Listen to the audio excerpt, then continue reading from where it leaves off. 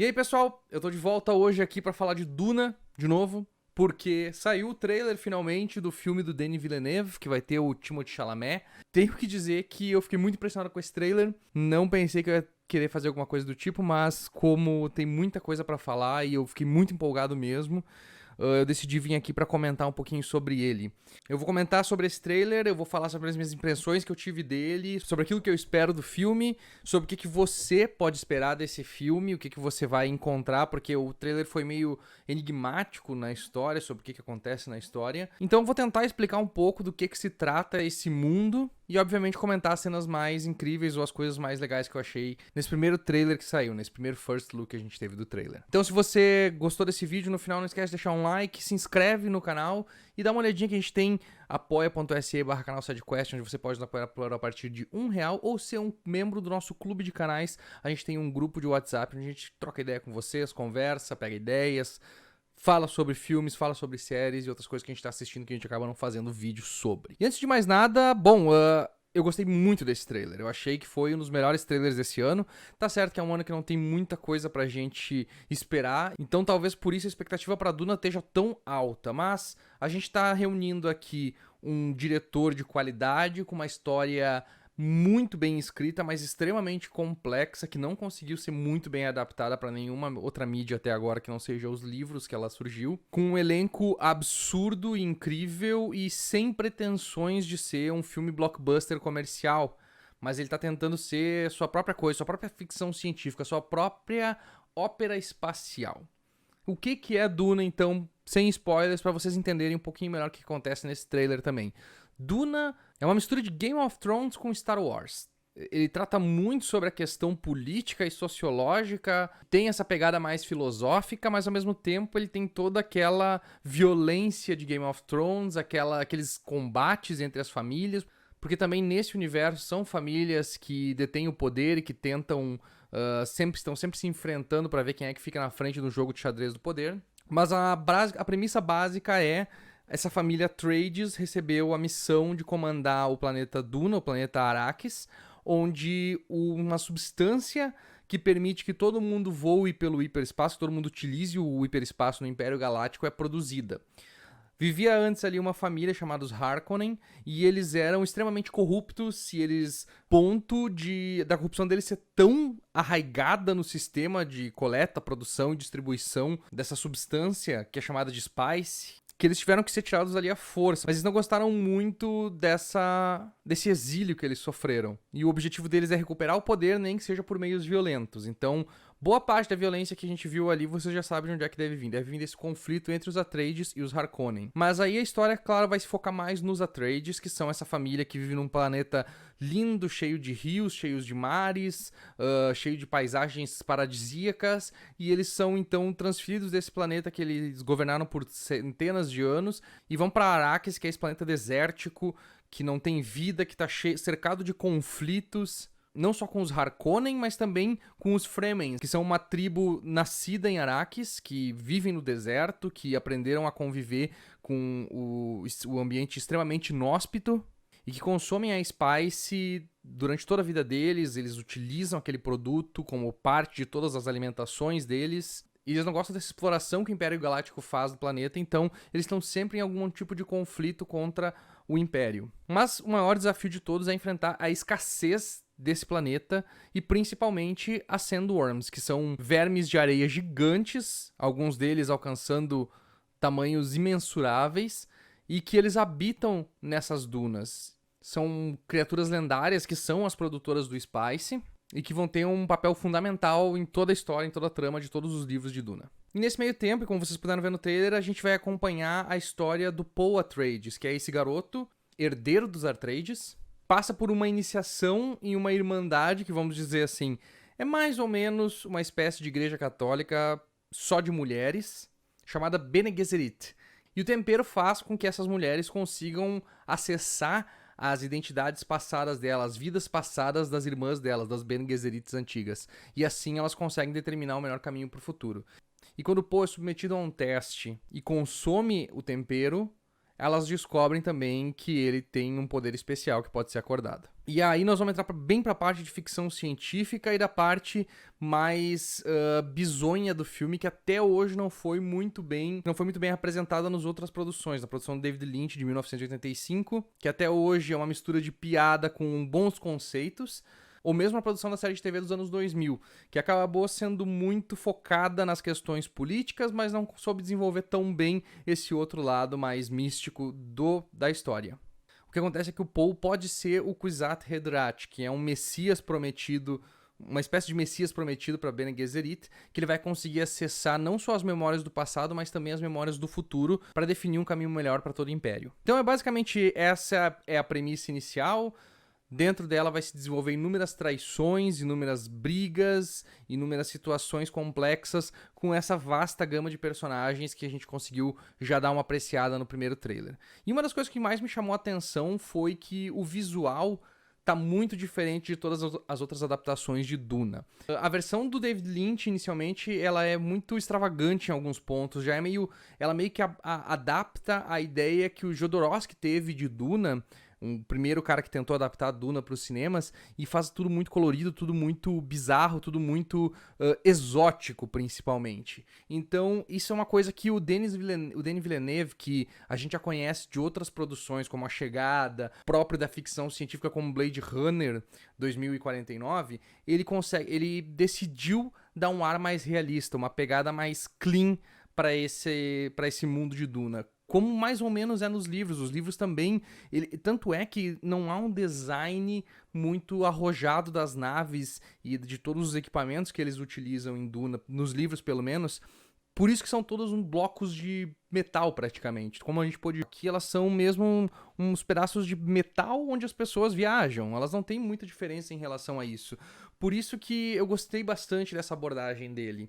Tanto é que toda vez que elas parecem uma coisa meio fora de lugar, uma coisa quase agressiva em relação à natureza, que eu acho que é uma das ideias também, porque tudo que o Império Galáctico representa e tudo que essas famílias fazem é ir contra a natureza das coisas. Então, faz bastante sentido que elas sejam como se fossem aberrações, assim, dentro daquele universo onde eles vivem. Também não tem aquele exagero de amarelo para tentar deixar o deserto mais amarelado ou mais laranjado, como principalmente o Duna dos anos 2000 fez, que ficava uma coisa... vamos dizer assim, é bonito pra uma questão de ficção científica e eu não acho feio a ponto de estragar a imersão, mas é algo que é um pouco fora da realidade. Aqui ele tenta puxar mais pra crueza. Se a gente pegar os outros filmes dele, a gente vai ver que ele sempre foi assim. No próprio Blade Runner 2049, tem alguns momentos onde aquele mundo tem os contornos do mundo que o Ridley Scott fez no Blade Runner original, mas ele baixa bastante assim a temperatura de tudo aquilo. Tudo aquilo é muito mais calcado naquilo que a gente vê no dia a dia. O A Chegada também é assim. O A Chegada tem visuais incríveis, mas todos eles são calcados na nossa realidade. Então esse é o primeiro aspecto que eu achei muito interessante. Eu gostei muito também de como eles mostraram, como eles abordaram e como aparentemente eles tornaram a história muito próxima daquilo que o livro conta. É tudo muito parecido e organicamente dentro do trailer dá pra ver a história se desenrolando e de uma forma muito coesa. Não parece que eles estão tentando apressar demais as explicações. Ele, inclusive, utiliza algumas coisas que o David Lynch fez, como, por exemplo, aqueles sussurros deles falando. Isso é uma coisa que o Lynch criou e que foi um dos pontos positivos do filme dele, porque dá toda essa sensação onírica de eles estarem vivendo num sonho, de parecer um sonho, de ser uma coisa meio fantasiosa. Então tudo isso tem nesse primeiro trailer e eu achei muito interessante como ele soube aliar os pontos positivos dessas duas outras produções, mas trazer isso para uma outra realidade. A roupa dos Fremen eu já tinha comentado no vídeo sobre o livro, que eu achei que estava muito bem feita e eu curti pra caramba nesse aqui também. Eu acho que vai ficar muito bom e vai ser muito interessante de ver, porque ela é uma roupa muito utilitária. Porque, por exemplo, ela recicla o suor, a urina, tudo que o corpo despeja de líquido e transforma em água potável para que os Fremen consigam sobreviver nesse deserto. Então, a forma como ela foi mostrada ali, ela ficou muito parecida com aquilo que eu imaginei bastante e muito parecida também com a versão do Lynch. Mas algumas coisas que me chamaram a atenção que eu gostei ainda mais. O escudo pessoal que eles utilizam, tem uma cena ali onde mostra um duelo entre Josh Brolin, que é o Gurney Halleck, que é um dos treinadores do Paul Atreides, e eles ativam um pequeno disruptor ali. Aquilo ali é um escudo pessoal que eles utilizam nos combates corpo a corpo. E ficou muito bom o efeito, achei que ficou muito interessante a forma como eles retrataram. No filme original ele é muito feio, é só uns blocos quadrados muito escrotos. E aqui as cenas de ação também estão muito bem feitas, porque o Denis Villeneuve é um cara que sabe fazer cena de ação. Então elas são abertas, elas mostram muito combate. E claro, quando a briga vai pra questão das armas, vai pra questão do combate entre os exércitos, a gente vê um pouco daquilo que ele fez também em Sicário, Terra de Ninguém, onde a gente tem muito dessa questão dos soldados, dos esquemas de combate, nada muito campal, como o Senhor dos Anéis, por exemplo, de combate um pouco mais estratégico, um pouco mais militarizado. Eu acho que isso ficou interessante pra história. Além do Josh Brolin, a gente também tem o Oscar Isaacs como pai do Paul, o Duke, a Leto Atreides. Ele não teve muitas falas, não teve muita aparição, mas eu acho que ele vai ser... pelo pouco que ele apareceu ali, eu acho que ele vai ter o papel... Eles vão conseguir mostrar ele o suficiente para ele ter o impacto que ele precisa ter nessa história. Teve também o Jason Momoa como Duncan Idaho, que é um dos outros guardas que servem aos Atreides. Eu acho que é a única coisa bizarra, porque o Jason Momoa não dá pra... Ele é sempre igual em basicamente todos os filmes que ele faz, então não tem muito o que falar, muito o que adicionar além disso. Mas ele sem barba tá muito estranho, eu achei que foi uma visão muito bizarra, eu não esperava ver ele sem barba, tá? Não curti tanto, preferi ele com barba. Mas, enfim, é o Jason Momoa, e eu acho que como Duncan ele vai ser maravilhoso. Vamos ver como é que vai ser isso aí, de que forma que se eles vão dar mais espaço pra ele, como é que vai ser. A Zendaya, pra mim, perfeita no papel. Eu gostei muito dela em Homem-Aranha de Volta ao Lar e de Volta pra... e Longe de Casa. Então acho que ela vai estar muito bem aqui. O Timothée Chalamet é minha dúvida. Eu sei que ele é um bom ator, mas eu não tenho muita confiança que ele vai ser um bom Paul Atreides. Eu espero que isso mude conforme o tempo passar e conforme a gente veja mais dele, quando o filme estrear principalmente, mas até o momento é o único papel que eu tô meio desconfiado. E a gente ainda teve, além da participação deles, apareceu muito pouco Javier Bardem, tô curioso a ver ele como um dos líderes do Fremen e um dos melhores amigos do Paul. E os Harkonnen, que vão ser os arquirrivais, estão maravilhosos. Eu acho que o Dave Bautista tá perfeito pro papel, ele tá com uma cara muito assustadora e realmente perturbadora de um guerreiro Harkonnen. E, obviamente, o Barão Harkonnen, que é o grande nefasto mal dessa história, a gente só vê ele numa cena onde ele emerge de uma piscina de lodo. Não é tão escroto e nojento como o David Lynch, que era extremamente exagerado, mas ainda assim é uma presença ameaçadora o suficiente para fazer o papel que precisa fazer. E claro, a gente não podia deixar de falar, mas no final do trailer a gente tem as Sandworms, as vermes de areia, que eu acho que eles acertaram novamente no estilo que eles escolheram. Nas outras versões, a gente tem algumas criaturas não tão bem feitas. Se eu não me engano, na versão da série do Sci-Fi, elas são basicamente CGI. Qualquer coisa, assim. Eu não gosto muito daquela versão. E na versão do David Lynch, elas parecem umas minhocas feitas de papelão, que também ficaram horríveis. Nessa aqui, eles acertaram porque... eles não fazem elas com dentes, eles fazem elas com cerdas. E eu gostei disso, porque isso fica muito mais próximo da realidade, daquilo que a gente imagina e daquilo que o livro descreve também, como é o aparelho digestor delas e como é que elas funcionam. Vai ser importante, inclusive, se eles fizerem os próximos livros, se eles adaptarem os próximos livros, porque tem algumas cenas que referenciam isso bastante.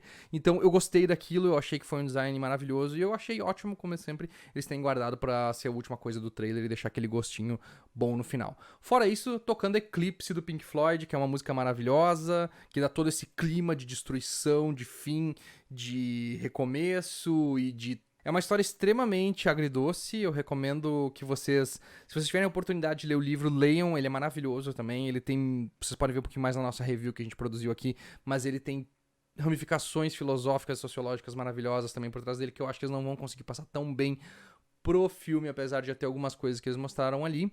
Mas eu estou extremamente satisfeito com esse trailer. Talvez seja o filme... É o filme que vai fazer valer a pena pegar Covid, ir no cinema e pegar Covid, porque baseado nos outros filmes que a gente já viu do Denis Villeneuve, a gente sabe como ele privilegia a questão técnica.